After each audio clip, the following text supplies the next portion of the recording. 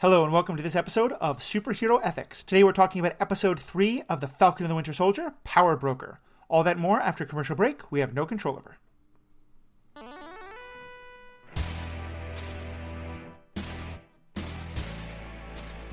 Welcome back. I'm Matthew, your host.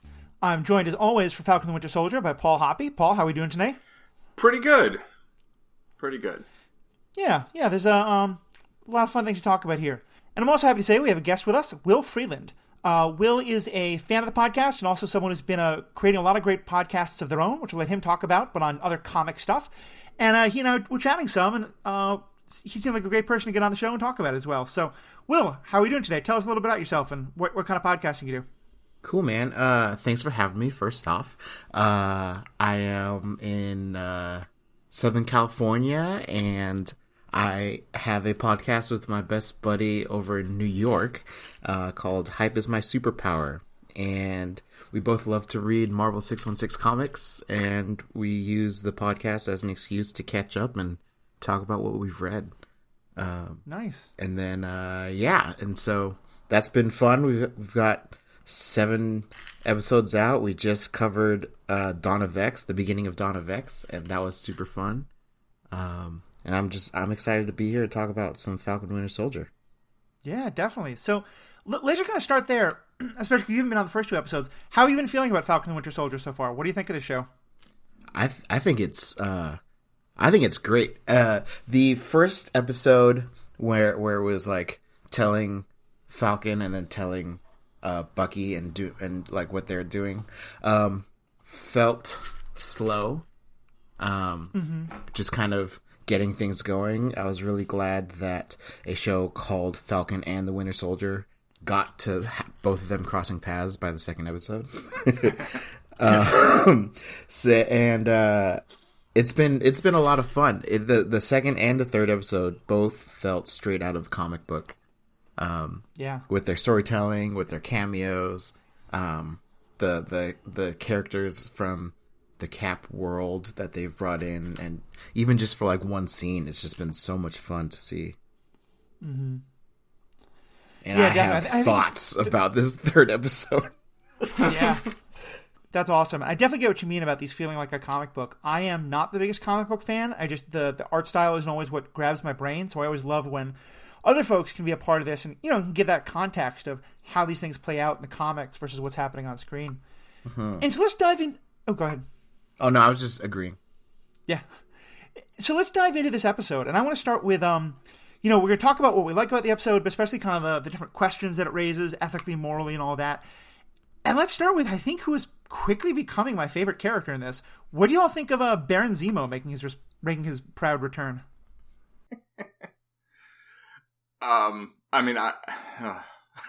So many thoughts. Like, for me, I want to actually just back up a second and say, like, I actually feel very mixed today in terms of, like, this was actually my least favorite episode, although it felt also kind of like the most fun episode.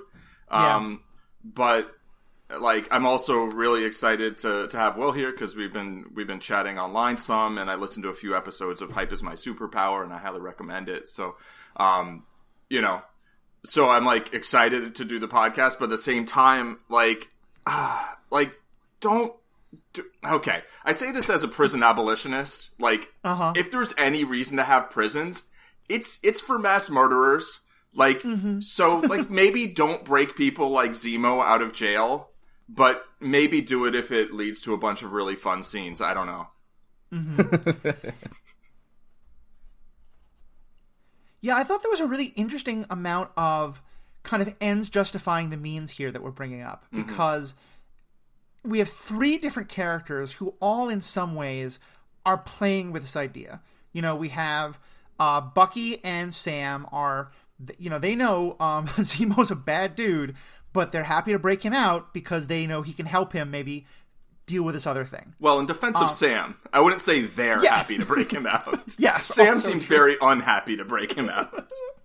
But then, and then, the new Cap, who I like to call Johnny Walker Blue, he has this speech where he's talking about how, okay, well, I guess maybe we've got to start going off the grid and doing some down low stuff and cutting corners. And then also we see Carrie and the flag smashers. Carly, yeah. Being not very comfortable, but saying, like she blows up a building and there's some cops in there who clearly die because of it. And she has this attitude of like, that's the only language these people speak. Each one of those I think we can talk about in depth, but I was kind of curious what you all thought about this.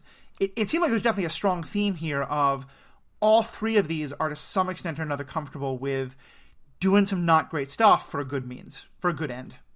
Yeah. I don't... The twist with the bomb felt misplaced. Mm-hmm. It felt kind of out of nowhere. Like we don't really see her descent into feeling like their methods aren't working anymore. Right. Because they've been very effective, and that was a successful raid. They got all of the supplies that they needed. Adding in the extra explosion just seemed extra. Mm-hmm. Yeah, I really didn't like it.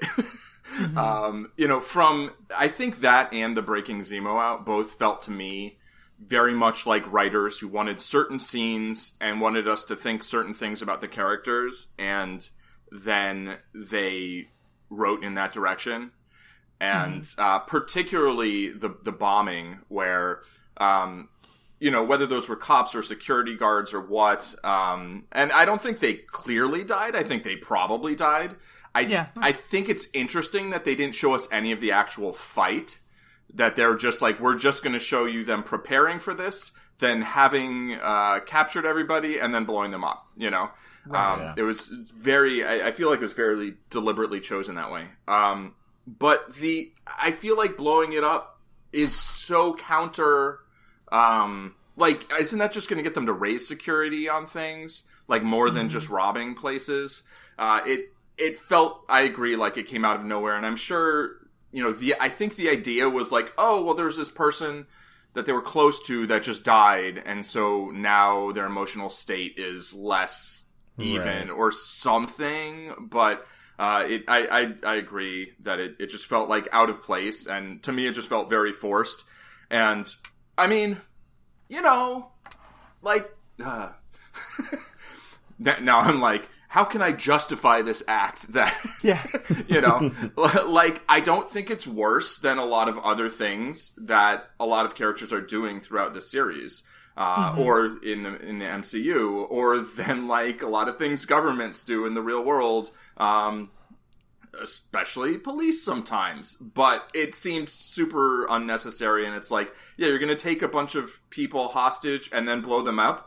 Like, why not just, shoot them? Just have that be your method, that you just go in and shoot them. Instead, you're going to go risk your lives to capture them without killing them, and then you're going to blow them up. I don't buy it. Yeah. Well, I like what you said there about how it's hard to say that this is, it's not a great act, but it's not necessarily worse than what others are doing. And that's why I kind of brought up all three of those, because I was listening to another conversation about this episode where people were talking about how what John Walker says about cutting corners and being willing to kind of do the hard things, and how that's not what Cap would do. That's not what a hero would do. And I thought it was very interesting they were being very critical of that, but then what Bucky does to get Zemo out. Right. And especially because to me, I mean, I'm torn because I think I agree with you that it felt a little bit like a jump to break him out of prison because they wanted to get the three of them together. That being said, the three of them together is the most entertaining thing I've seen on screen in a long time. It was really good. Zemo has so much charm and charisma that I'm like, I don't care how he got out. I just want to see him on screen. Right. But you're right. And to me, the real moment was when Zemo kills the scientist. Because in that moment, the scientist isn't a threat to anyone. He's not attacking anyone. And he's, clearly just like a guy doing what he can. And... Sam and Bucky are like... That was the least surprising part for me. Yeah. That felt totally in character. His entire character as it's been introduced is the world should not have super soldiers. Right. So to be face to face with a man who figured out Erskine's super soldier formula, yeah, he can go. And to be clear, I don't think that it was surprising at all. I think it's very much in character. I more meant... It feels like now Sam and Bucky have crossed another line. in terms of like they just watched a guy murder someone and they're like, yeah, that sucked. Don't do that again. Let's keep working together. But I mean, he already murdered a ton of people. Like, you know, like he blew up the king of Wakanda. Like he murdered that shrink or that whoever, you know, the person was who he was impersonating to go capture Bucky. Right. Like he killed all the super soldiers. Like it's not like this is a new barrier for him to cross. It's like they know what they're dealing with. They knew what they're getting into. Yeah. Right. I mean, and you know, I kind of thought he killed him because he's the power broker, but I don't know. We'll see. But you know, but yeah, I mean, I agree in terms of like, I don't know. Yeah, I guess it doesn't really change anything to me in terms of like Sam and Bucky working with them, except that it's more in their face, like a reminder, like don't forget who you just broke out. Like he likes to kill people when. You know, when he thinks it might be justified by the ends, basically. Yeah, I guess that's kind of my thing, is like, Zemo's already done these horrible things that Bucky and Sam had no responsibility or no connection to. Like, this is kind of on them now, you know, that, and granted, yeah, he's not like the most moral person who they ever killed, but it's, you know, if they don't break him out, that guy's still alive. And so that's to me why it's like, that's... I just thought it was really interesting the way they played with that theme of having all three of them kind of morally compromise themselves a little bit for what they think is right. Yeah, I agree. I mean, I think, like, whatever. That's the guy who experimented on Isaiah. Like, he could go. But, you know, like, I mean, I do sometimes take a little bit of a utilitarian kind of view of, like, well, if you were to kill this person and it would save 1 million people, like, maybe you should do that, which is odd because I really like Batman and I like Batman not killing people. But, you know, this isn't like Zemo and Sam and Bucky aren't really acting as like police the way John Walker kind of is, right? Which to you know, like in Germany, like as Captain America. So that's its own thing too. Like, you know, what is up with these borders? Like, you know, and like, international policing or whatever. But, yeah, I think the fact that Falcon and the Winter Soldier and Baron Zemo are acting so much outside of the law, like, makes me more okay with them murdering someone. I don't know. That's fair. Like, it's not state-sanctioned violence. It's like, you know. But yeah, I would say, like, to some extent, obviously, it's on them. Not to mention, like, I'm pretty sure someone got shivved in that breakout, you know? Like, very high chance someone got killed in the, you know, the prison riot. Right. I gotta say, every time I see someone in Captain America uniform go and, like, push somebody and then have them not go very far, I was like, oh, right. John Walker's just a guy. Right. Yeah.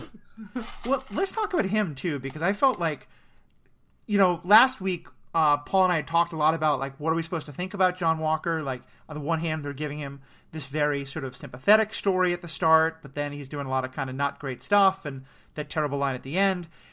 And I had kind of been trying to hold on to the, like, I have some sympathy for him, you know, kind of maybe he's not the worst guy in this show.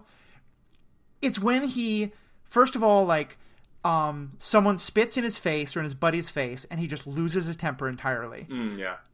Which I think is very, I mean, that is a thing, like, a lot of police brutality cases have started because, like, someone spits on a cop's face and the cop utterly loses it. So I think that was a very intentional moment there. But then also what he says of, do you know who I am? Like, to me, that speaks so much to his insecurity. You know, kind of what we were saying, Will, like, he knows he's not a super soldier, and he feels like he has to prove it, and that's not a good place to be if you're supposed to be a hero. Right. He holds the shield up on a mantle, just like, you know, Bucky and Sam do, but he thinks that the whole world should as well. Yeah. Like, just wearing the shield should be enough for people to be like, oh, yeah, sorry. What do you need to know? Yeah, and to me that kind of speaks to the whole, like, for him, the authority comes from the uniform, from the symbol, as opposed to, like, with Steve, the way I always view it is more like the symbol comes from, you know, who he is, like, he becomes the symbol because he's a person who, like, embodies the qualities that it's supposed to show. Whereas here, John Walker is kind of like, no, I've got the shield. You have to do what I tell you to. Right. I think a great response to "Do you know who I am?" would be like, yeah, some random dude wearing a Captain America outfit. Like, yeah, that would be amazing if if the guy was just like some pretender. Right. Yeah. I want someone to make a cosplay joke at some point. Like, I love the cosplay community. Oh, yeah. Basically be like, you're not Cap, you're cosplaying. Like, right. For sure. And I just thought that moment of him losing his temper was, to me, because again, that's, I think, they're really highlighting the ways he's not like Steve. You know, Steve would, as you were both saying, like, Steve would never feel the need to, like, flaunt his power. He earned it because of who he was. Mm-hmm. But also Steve was often the one who was, like, sort of cautioning everyone else, like, let's not lose our temper, let's focus, let's do what we need to do. He got angry for sure, but he didn't, like, fly off the handle. And I thought, to me, that moment of, like, you know, one of these people is their prisoner, basically, but he spits in his face, and he just, I don't want to call him Cap, John Walker just loses it. To me, that was also a really symbolic moment. Mm-hmm. For sure. So let's talk about Bucky in this episode. Obviously, he kind of breaks out Zemo. I kind of like the fact that he doesn't get Sam in on it, you know, and that he kind of knows, because I think part of what I was getting out of this also is that they're starting to show the real difference between Sam and Bucky, and that Bucky is able to cut a lot more corners because, like, watching this episode, I think Bucky's doing what he needs to do, and I'm kind of glad he's doing it. But it also is kind of making me be like, oh yeah, this is why Steve gave the shield to Sam, not Bucky, because that's not something Sam would do. Yeah. Yeah. Like, in the comics, for reference, like, Bucky was always used as the, like, Black Ops infiltration kind of stuff in World War II. Like, Steve was out front being the face of America while Bucky was sneaking in behind enemy lines and sabotaging whatever they were working on. So, like, Steve knows, and that's not necessarily what happened in the MCU. We don't spend too much time in World War II with Buck, but it's very much like Steve understanding, to your point of just like, yeah, Bucky will cut every single corner to the point where it's a circle to make sure that everything works and everything comes out the way we need it to. Yeah. Yeah, I felt like in terms of like who Cap gave the shield to, that's a whole thing. And you know, I think that was pretty much it right there. That like Bucky is more of, he was an assassin for decades on end, very recently, you know, right. And you know, Sam is much more, you know, recently, like, he was in the military, then he left, then he's like, Captain America needs my help, that, you know, that's it, and I'm just going to do it. And I think he was by far the more logical choice there. When people are like, oh, but Cap needs to be a super soldier, it's like, okay, I guess, not really, I don't know. But, you know, in terms of, I feel like there is an extent to which Bucky's sort of like, I'm just going to do this because if I ask you, you're not going to do it, which is very Tony Stark in Age of Ultron. That didn't work out too well. But also kind of like, it makes Sam less complicit, you know? It doesn't make him totally not complicit, but it also kind of brings up, when they went there, like, to the prison, the plan was already break out Zemo, right?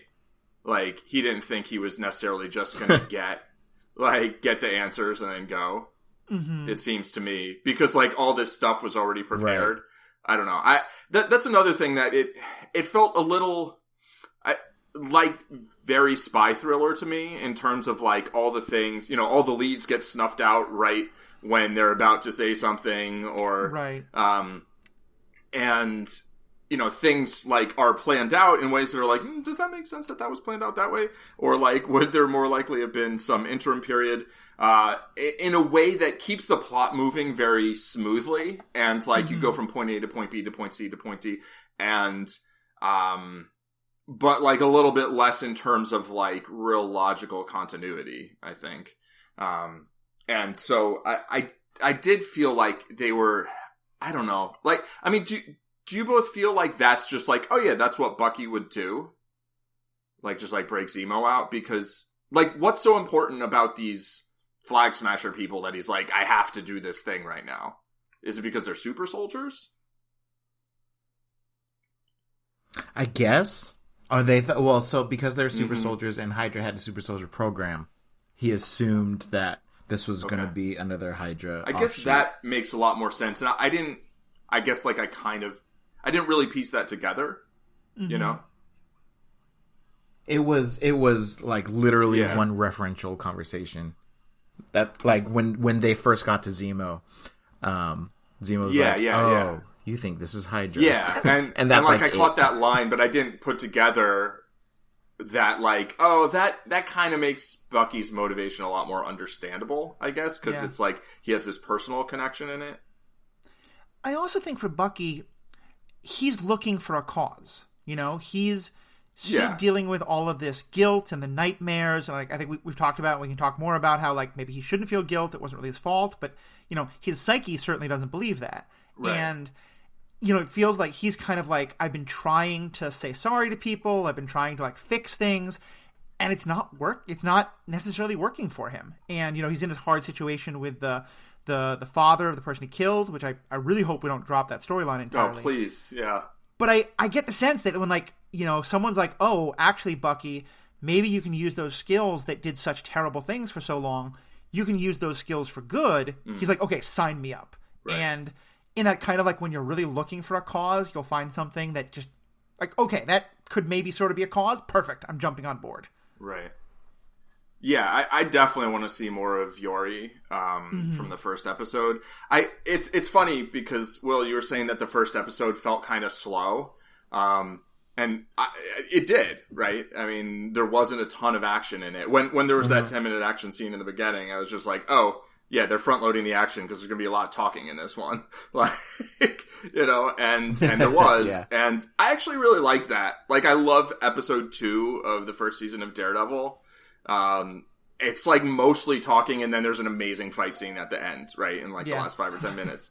And I feel like the first episode set up a different series than the one I feel like we're watching now.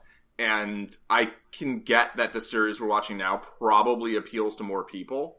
But it feels a little bit like it appeals differently. And I mean, I'm fine with different episodes having kind of different tones. But, like, I thought that whole thing in the first episode was really interesting. And I was interested to see, like, how that was going to play out over 6 episodes. But I feel like it's just going to be, like, one scene in, like, the denouement in, like, the 6th episode. Just like, oh, yeah, here he is talking to, you know, Yori Nakajima. Or Baron Zemo is going to, like, kidnap him or something and use him as some kind of leverage against Bucky. I don't know. Because he grabbed the journal. Right, because he saw the name. Zemo. I mean, one thing they did show us was people taking out their camera and recording it while Bucky was kind of doing those terrible, you know, like, not even terrible things, but, like, you know, getting into fights in how do you pronounce it? Madripoor? I think so. Yeah. Madripoor. In Madripoor, which yeah. so good, we'll talk about. And so, yeah, I wonder if that's part of the thing of, like, is he now going to be thought of as having officially broken his pardon? You know, because he's really supposed to not be doing any of this kind of stuff that he's doing, and now we have, Ooh, now that's don't all hurt over the people. internet. Or those people are going to use it for, like, blackmail or something. Oh, yeah. Right. Yeah, I think that I'm really interested to see where they go with Bucky, because I think, Paul, I was also kind of surprised that he goes back to cutting corners so much, because it seems like that's a lot of what he didn't, you know, he's kind of going back to using the same skills that he did as the Winter Soldier, which in the first episode he seemed so focused on getting away from. And I think it's because he feels like the cause is different now, and so it's justified. But, and also I think he's just so angry about what's happening to his the friend of his, the legacy of Steve and his friend. Yeah. But yeah, so I don't not believe it for Bucky, but it's not what I would think Bucky would do, and I hope that they address in some way that he's definitely taking a real departure. Well, so the question of should there be a Shield or should there be a Captain America is a very interesting one. Yeah, what's kind of your thoughts on that? I think it's crazy because they spend a good amount of time in conversations showing that there's two sides to every shield. Yeah. But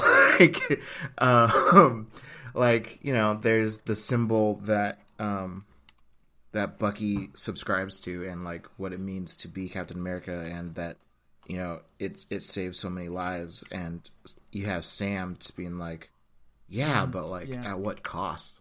We have Isaiah, who has held all these experiments dealt to him, and he's clearly has all this trauma from the last 50 years, and like, is that even worth it to, like, at the expense of, in this case, a black man's lives? Do we actually, is there a reason to even have a Captain America if that's what his legacy is?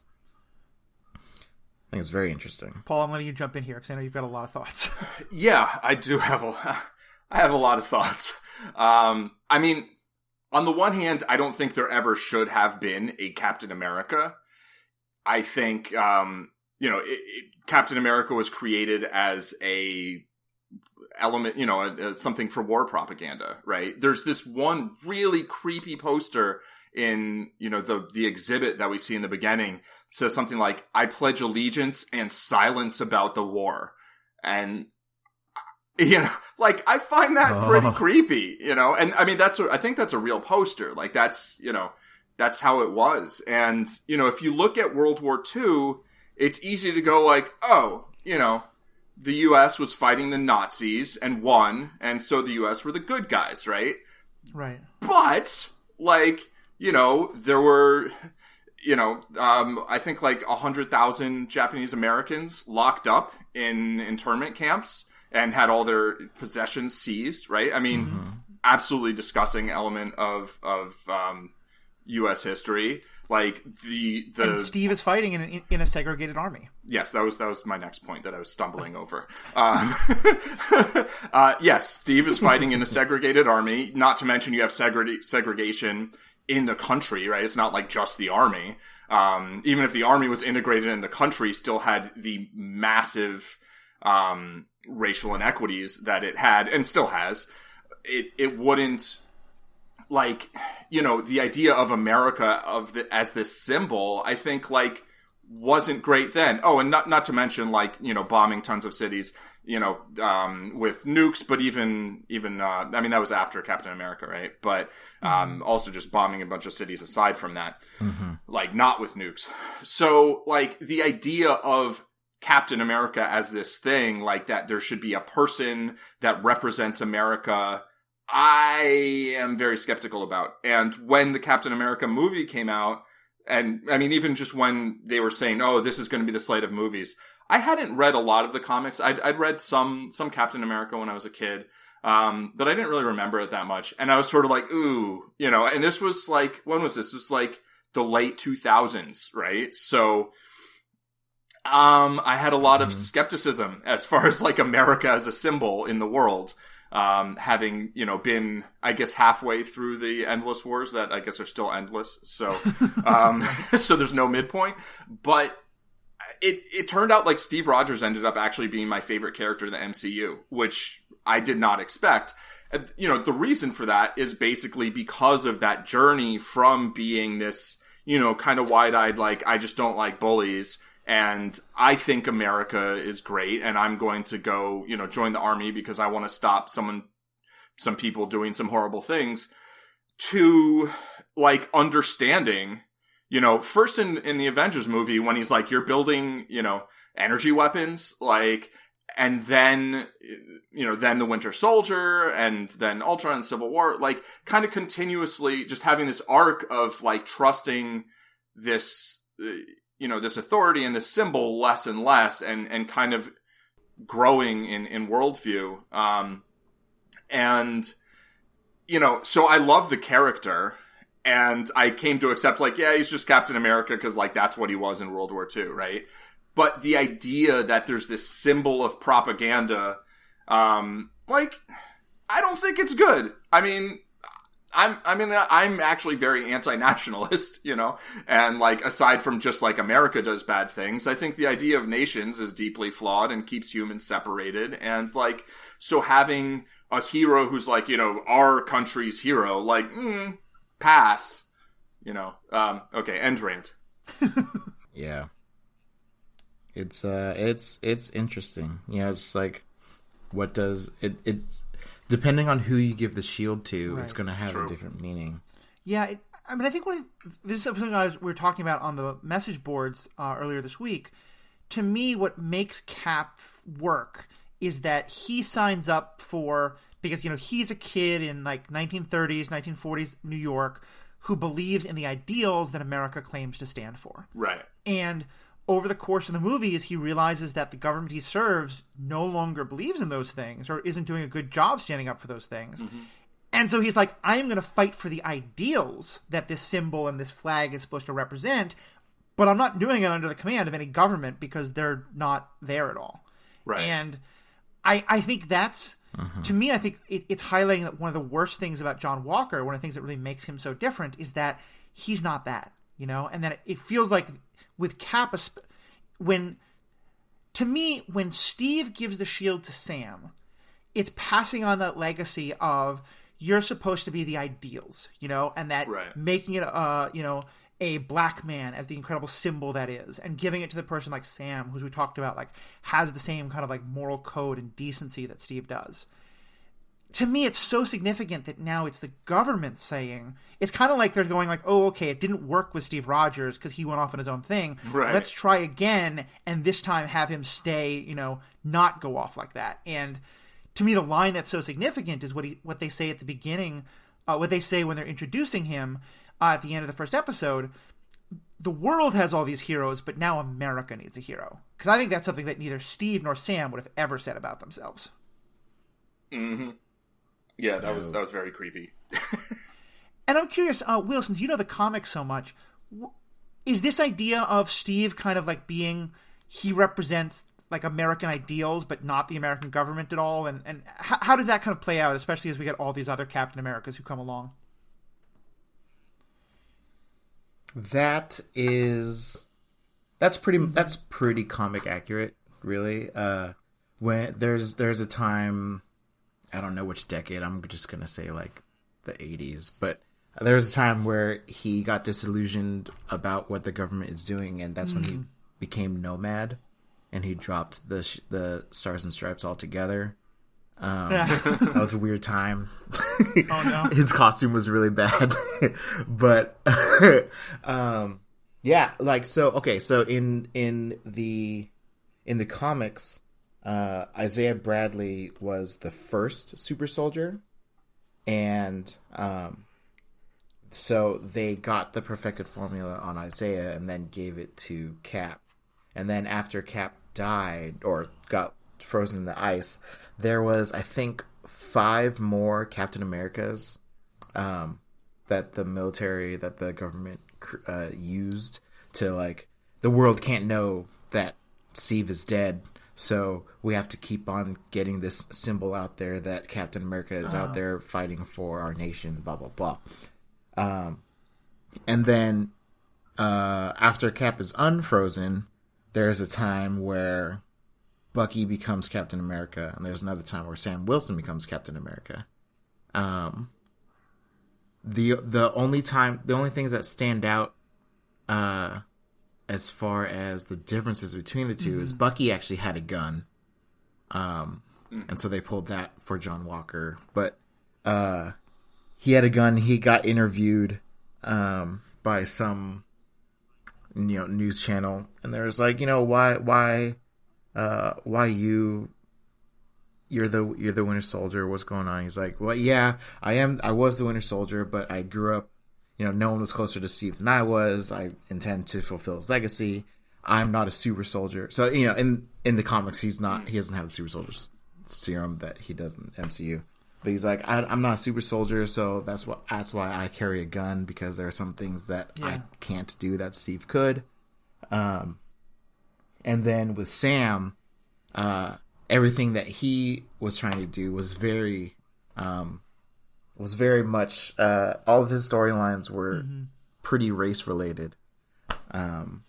There's a trending hashtag in the comics of hashtag not my Cap, which it was super interesting to see. But as far as Cap standing for, he stands for the ideals that the perfect America is, which completely ignores any and all dark things that America is also known for.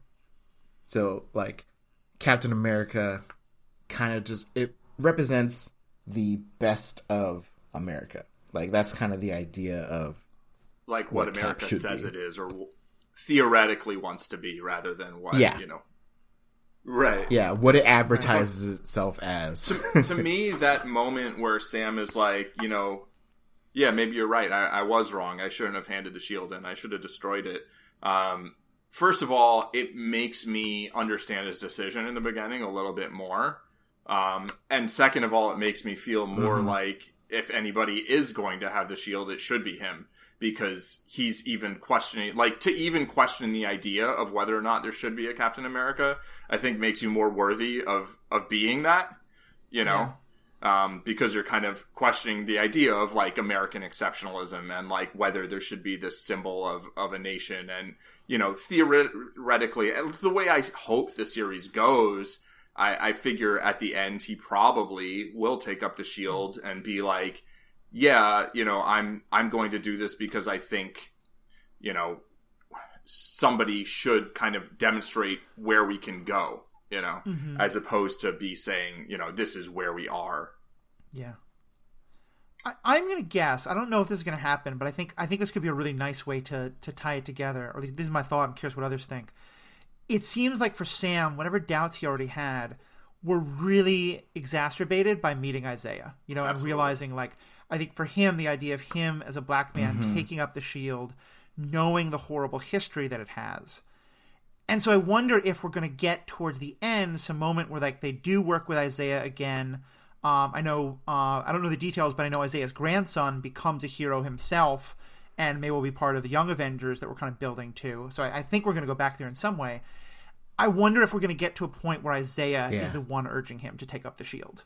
Because or at least kind of giving his blessing. Because I wonder if for Falcon, it's that kind of I need Isaiah to kind of give the okay of this, to tell me that's who it should be, because I don't care. He was what Captain America should have been, and look what happened to him, and his word would be what matters. Does that kind of make sense to folks?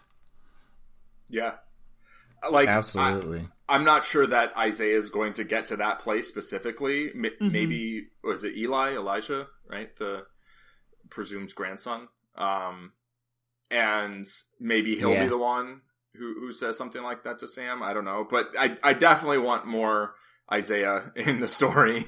I really hope they circle back there for more than a minute. And I mean, I want a whole series, just a whole series of the 1950s or whatever, the Korean War, but yeah, I think having some sort of external, someone else being yeah, it should be you. I could see Bucky taking the shield and then being yeah, I'm just going to be Captain America for a minute. And then being you know what, Sam, it should really be you. But I do think not having it be another white guy be hey, yeah, you should be Captain America, would be more powerful. Yeah, it's Eli Bradley. He becomes Patriot. And when he was first part of the Young Avengers, he was using MGH, mutant growth hormone. Interesting. As to give him his powers. And then, comics, so he overdosed because he had to fight Mr. Hyde, Mr. Jekyll, Dr. Hyde, whatever. And he overdosed, and to save him, they needed Isaiah's blood, and then the blood transfusion gave him his normal kind of semi-super soldier powers. Right. That were more stable than the MGH. Yeah. And in Agents of S.H.I.E.L.D., they had IGH. Inhuman growth hormone? We always just assumed it was never actually listed out. Right. But with Agents of S.H.I.E.L.D., they're definitely trying to make Inhumans the new mutants. Yeah. And so by doing that IGH, it was just very on the nose. Right. Because I think at that point they legally couldn't use the word mutants because there hadn't been any kind of deal with people who owned Marvel at that time. Yeah. Yeah. There's two sides to every shield. Shield and Hydra. Yeah. Well, and one thing I think is also going to be interesting there is, we were told specifically that there were 20 doses of super serum made. Yeah. And I think they said that 8 have been used by the Flag Smashers. So we've got 12 still floating around there. And I think who's going to use them is going to be clearly a big story in this show and maybe even going forward. It'd be crazy if they gave one to Eli. Yeah, definitely. Although I'm sure that would piss off Isaiah a lot. Right. Like, his experience wasn't super good with the whole thing. Yeah. So, he might not. I mean, but if not like they gave one to Eli, but he, had some level of agency in it. I mean, I could see that working a lot better, and I mean, making more sense. I don't know who would just be like, oh yeah, let's go, bring this to this guy. Yeah, for sure. I mean, I think a lot of people wonder whether Sam will get it. I imagine Walker would like to get a shot of that. Yeah, man, I really thought they were going to make him U.S. agent. Maybe they will. Yeah, eventually, right? I mean, maybe that's where they're going to end up. Yeah, it seems a definite possibility. What do you all think of Sharon Carter coming back? And sort of her character I thought was in a really interesting place. I mean, the first thing I'm wondering is why didn't she get a pardon along with everybody else? But also just, she was very much she was very close to where Steve was in terms of she was willing to go against the government to do what was right. And here she's definitely, she's helping them, but she's clearly pretty deep into some not great stuff. Dude, there is a part of me that really thinks that she's the power broker. That's the theory I keep hearing people talk about. They talked about that for a lot of the MCU cast as well. Go into why you think that. It's just, we don't know. Whenever you have, this super powerful name drop that nobody knows what they look like, it's always the, unsuspecting support character on the side that just has connections. But that whoever she was talking to at the very end, when she got in the car, it's like, something's come up, we have a lot of problems, I'll tell you in the car. I'm like, what? Who? What's happening? And there's that one scene. Well, then also how it all happened off screen, but how did she get so powerful? Yeah. She's got so many connections. I mean, Madripoor is Madripoor. So, right? I get with the right money and or weapons, you can get whatever you want in Madripoor. Mm-hmm. But, it's not seeing her rise to wherever she is now. It's so strange. Yeah. I'm not sold on it, but I will say that, if you give me the story of someone who goes against her own government, first because she sees that the agency that she worked for has been taken over by Hydra, and then she goes to work for the CIA, and it turns out the CIA is kind of in her mind on the wrong side of the whole Sokovia thing, and she really puts herself at risk to help Sam and Bucky and Steve, and then when it comes time to figure out pardons, she just gets totally forgotten about. That's a supervillain origin story if I've ever heard one. I don't know if they're going that way, but the more you talk about it, I think that would be a fun direction for her character because she's kind of not been treated the best. Yeah. I really like that they brought her back. But Yeah. just to that exact point. She was... As soon as they got to the action in Civil War, they just completely forgot about her. Right. And it's kind of the flip side of that idea. Steve definitely does all he can to live up to those ideals. But you have to wonder, maybe she got blipped out. We don't know. But... she's kind of the flip side of what happens when you believe in those ideals and then you still get screwed. Mm-hmm. Right. I feel like she has to have not gotten blipped out because that's the only way I can see that she would have gained that much power. Because then she'd have 7 years and change instead of 2 years. Mm-hmm. Yeah. For sure. I mean, if she just came back and she's in the position she is now, that I find that I'm a little skeptical of that. I think, isn't the power broker someone who's been around for longer than just a little while though? Like, I mean, that's the impression that I got, that this was this more, like, long-standing villain. And, I mean, maybe it's like a Dread Pirate Roberts thing where the mantle's, like, passed down or something. But it... I don't know. I feel like a lot of these things that are supposed to be sort of shadowy and mysterious are that, but also in a way that, like, I feel like we could know a little bit more. Mm-hmm. And it would make some more sense. Like, I think, like, Carly's backstory, right? Like, it seems like she has some connection to the power broker. Right. Yeah, that's part of what... It feels to me like they're setting her up as she's the daughter of the power broker, which makes me think it's not Sharon. It feels that way. I got the feeling that maybe Sharon is connected with whatever group Fury and... like the Skrulls, and then at the very end of WandaVision, oh god, I can't remember her name. Maria. You know, that's Maria, right? Monica. Thank you. Monica. I get the feeling that maybe she's caught up with that group that, you know, Fury and the Skrulls and Monica at the end of WandaVision are a part of, because I think it would be makes a lot of sense for her to go that far. But I think the way they'd set her up, I think they're going to want her to be kind of like she's still working some kind of angle for a group she thinks is doing the right thing. Yeah, I think that makes sense. Also, like, she showed up at exactly the right time. Right. And, like, you know, not that she couldn't have been surveilling them herself, but, like, she just happened to be there. Like, no. There was definitely some sort of intelligence, you know, some sort of report from somewhere. And whether that's because she's working with a group or whether she just has, like, her own kind of, like, network, I think is unclear. But it seems like, oh, well, that's convenient timing, you know, in a way that I thought it was odd that, like, Sam and Bucky didn't question it at all. Right.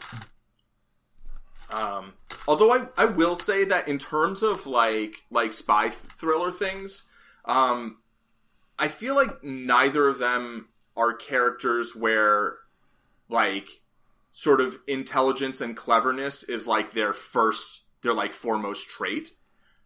I mean, I think that's Zemo. Well, yeah, for sure. That's his thing, right? And, like, particularly, I feel like Bucky feels a little bit like a dumbass a lot of the time. He's kind of... And I say that as someone who likes the character, but... I mean, I think what we're supposed to be seeing with Bucky is that he's the one who is very good at following orders. He's not the one who's good at coming up with a plan. You know? And that, to some extent, for Falcon, it also makes sense that he, you know, for so long, Steve came up with a plan. And now Sam and Bucky have to do that. And I thought it was very interesting the way Zemo shows up, and he's in charge within like 30 seconds. Yeah, I know. Right. You know, and I just thought his character, like I love that him dancing has already become a GIF on the internet, and the whole scene about him talking about Marvin Gaye, like, it was just so good. But because I think he brings that kind of he's very much a Bond character. He brings that kind of charm and debonair, and but also I think I imagine that one of the things we're going to have over the show is Sam especially having to, like, push back and start coming up with a strategy as well, and not just following the orders. Because I think you're right, Bucky is kind of... It's not that he's not intelligent, but that he's the muscle. Right. I mean, he's not a proactive character. Like, I guess I kind of wanted him to be a little bit more like Bourne, and it's like, no, that's not the character. You know, and I do think eventually I think Sam is going to kind of become the one who steps up and like leads the direction they're going. I think that kind of makes the most sense, and I think that's probably going to be part of the process of him kind of coming to the idea of, like, yeah, okay, maybe if there is going to be a Captain America, it's going to be me. The thing is, so there's like just a few scenes here and there that I'm just like, did they forget that Bucky was this, like, ghost of an assassin for like a really long time, like where Sam's like, oh, you went to Wakanda and now you're a ninja, like you learned how to be stealthy. It's like, dude was an assassin for a long time, like, and in this episode Sam's like, she was in Riga, which is a city on the Baltic Sea. like these guys probably know where Riga is. I know that was for the audience, but that's fair. Expository dialogue is my kryptonite. That's fair. So I think that's kind of like we've hit a lot of the big things I wanted to talk about. What about for either of you? Is there any other kind of big questions you wanted to get into, or big or little things you wanted to bring up? Do you think they wanted to have T'Challa at the end, not Okoye? Oh. I'm torn because R.I.P. Chadwick. Yeah, I mean, T'Challa very specifically says like that he gave up his quest for vengeance. That's true. And he said that line about vengeance consumes you, and I kind of want to make a gif of that because it's almost exactly what Yoda says about like the path to the dark side and how it will consume you. So just a fun little geek connection there. But it made me kind of wonder why now someone from Wakanda, clearly he didn't speak for everybody, but I am very curious about that because it might have been, because I definitely see he could have been a part of that, but I find it hard to believe that he'd be like, okay, now Zemo, we can get to you again. Mm-hmm. Well, yeah, but so I think it was Io, not Okoye, but I think she was like, yeah, no, you're right. It was the move or be moved person. Right. I think she was like, we're here for Zemo, which isn't the same as being like, I am here to kill Zemo. Mm. Like, if they were there to kill Zemo for vengeance, like, he'd be dead. Yeah, like they're clearly like spying, and trying to be like, okay, we want to keep tabs on him and we're going to make sure that he ends up back where he belongs. I mean, not wanting vengeance wasn't, T'Challa wasn't like, oh, just go on about your business. He was like, no, you're going to jail. Right. But I'm not going to kill you. And so I think this is in keeping with that of like, yeah, you need to go somewhere that you cannot hurt more people, but, we're not here to kill you. I feel like they probably wouldn't have wanted Black Panther to show up himself. I mean, maybe they would have. Yeah. I don't know. But I feel like that might have kind of overshadowed, like, if he shows up and then like disappears again, it feels like it's one of those like, well, why isn't he in the rest of the show? Right.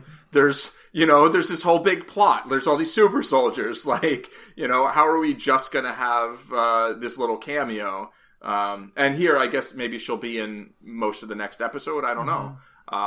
But I do think that's an interesting question, though. Yeah. I mean, certainly, I think they're definitely going to play up the fact that of all the Avengers right now, all the non-Wakandan, Bucky has by far the most connection to Wakanda. He lived there for a couple of years. It's because of the Wakandans that he's cured. And I kind of love that, like, even Zemo, like when Zemo started saying the words, a part of me was like, wait, is it going to work? Is this going to be like a test? Like he has to fight it? And then even Zemo was like, oh no, yeah. We're just fully establishing he's cured. It's over. Right. And so I feel like he has a lot of loyalty to Wakanda probably because of that. Oh, yeah. Yeah. I feel like at the end of the series, if he like moved back to Wakanda and just like chilled there and like maybe helped out with things that they asked him to here and there, like I feel like that would be a satisfying conclusion for the character. Yeah. Or like place to kind of stow him, I mean, it seems like it's the place he felt happiest, since like 1930s Brooklyn or something, which isn't quite the same anymore. I mean, I'm sure he went to Williamsburg and was like, what? What's with all these hipsters? I mean, I go back to Williamsburg and I'm like, what the heck happened? So yeah. I know. I mean, it's not that it's all bad, but it's. It might feel as much like his home now as anywhere does. And yeah, I would imagine he has a lot of loyalty, which is what makes the whole breaking Zemo thing out even more, sort of like, So I don't know. I just totally lost my train of thought. I have no idea where I was going. Fine. I'm stuck in Brooklyn on the J train somewhere. Yeah, no, so I think, and Paul, I think you had one last thing you wanted to bring up? Yeah, I mean, I guess I have two things, two questions, basically. And one's like Carly, who's, the leader of the Flag Smashers. Do you think it's significant that the leader of the Flag Smashers, an organization built with the idea of eliminating national borders, sort of, is like biracial or whatever? I don't know good words or whatever, but she does look I mixed, think that I think her father's of Jamaican descent and her mother's of Irish descent. The actress, you mean? And yeah, yes, the actress. Yeah. So I don't know how that plays out with the character herself, but I just think, I don't know, maybe there's like a little bit to which that's kind of emblematic of the idea of like not having a world where it's like there's this country and this country and this country and this country, and they're like very separate. Yeah, I think that could definitely be a thing. They've made race such a big part of this. They've made nationalism and national borders and like American use of nationalism such a big thing that I think that could definitely be a part of where they're leading to. It's funny because we're talking about all these different plot points and ideas they could bring up, and I have to keep remembering we only have 3 episodes left. Like we're already halfway through the show. 6 episodes? Yeah. Yeah. Oh man. Right? Yeah. Like, give me 20 of this. It's so much. On a related note, though, can we talk for a minute about the Global Repatriation Council? Because did anyone find that ad at the beginning super creepy? The way I did? Yeah. Repatriation is such a strange word, and it's very, very evil sounding. Yeah. Yes. Oh man. It's so nationalistic, right? I mean, it's like the idea that, you came back to life, and the thing that matters is like citizenship and which country you're part of, and repatriating you to your country or whatever, as opposed to like, oh, welcome back to existence. Let's work on this whole food and water and shelter and medicine thing. The task of trying to accommodate the world population suddenly doubling seems monumental. Yeah. At the same time, calling it a repatriation council or whatever it is like super creepy. Yeah. Yeah, and then so showing that ad and then immediately having John Walker come out of a repatriation vehicle. That's what solidified it for me. I was like, okay, yeah, F this guy. Yeah. right. He's not gonna be a good time. I think it's very true. It felt very WandaVision too, the commercial. Oh yeah, definitely. Like starting with like, this is television. Yeah, I normally when that happens, like kind of pull back to realize like the TV is on in a character's room or in some way or something like that, And so just to be like, we're going to interrupt our storytelling to show you this other thing that's happening in the world. I thought it was a really interesting moment. Yeah, I had actually played through the previously on and then the like Marvel, intro to like the first frame of the commercial, and Lee was in the other room working, and she came in and I put it on and she's like, what is this crap? I just thought it was like a commercial. So she's like, what the fuck is this? Disney Plus has commercials now? What's happening? Exactly. Really weird, creepy commercials. The little line they threw in about like why Carly's raiding that warehouse, because there's all these kids who need medicine and food, and it's all just sitting here in boxes in this warehouse. Mm-hmm. To me, that was very symbolic as well, because I know like a lot of times, sometimes when it's well-meaning and sometimes because it's corruption, but just in any way, like when there are these big like, get aid to hurricane victims or to famine victims kind of efforts, like a lot of times that happens, just somewhere along the supply chain, someone steals some stuff or someone just forgets to file the right paperwork, or for whatever reason, like the supplies don't get to the people who they're supposed to get to. And it was one more time where I felt like what they're doing is saying, we're going to take very real world problems and just put them into a superhero like story and show you how these people deal with it. Yeah.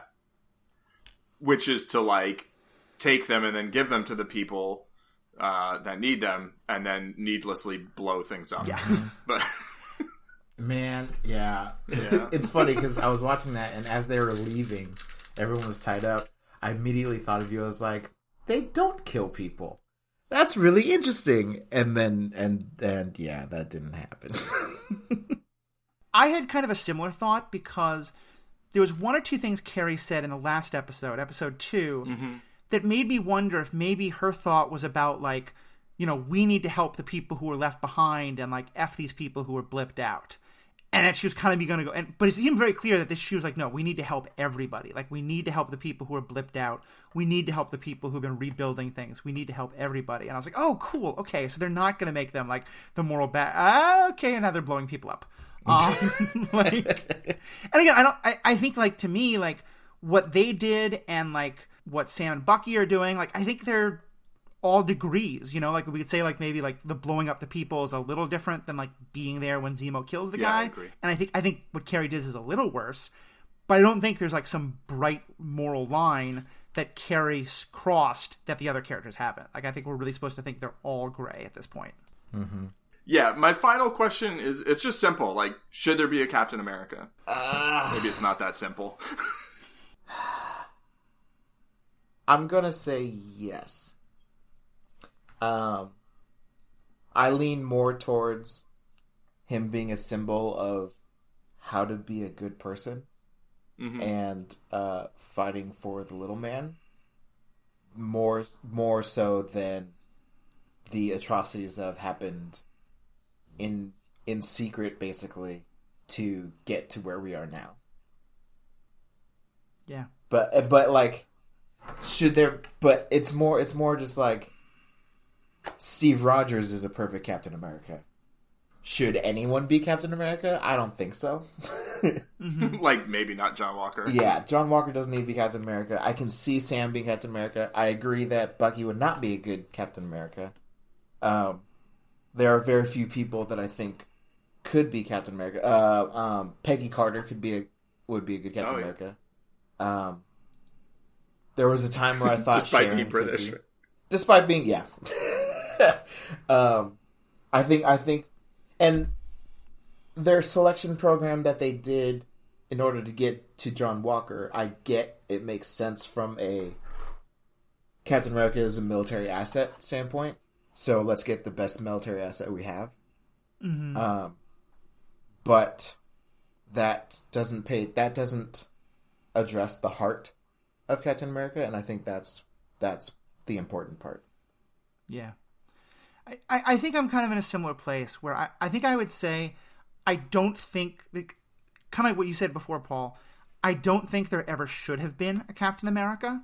But once there is, I do think the legacy of Captain America living on is important.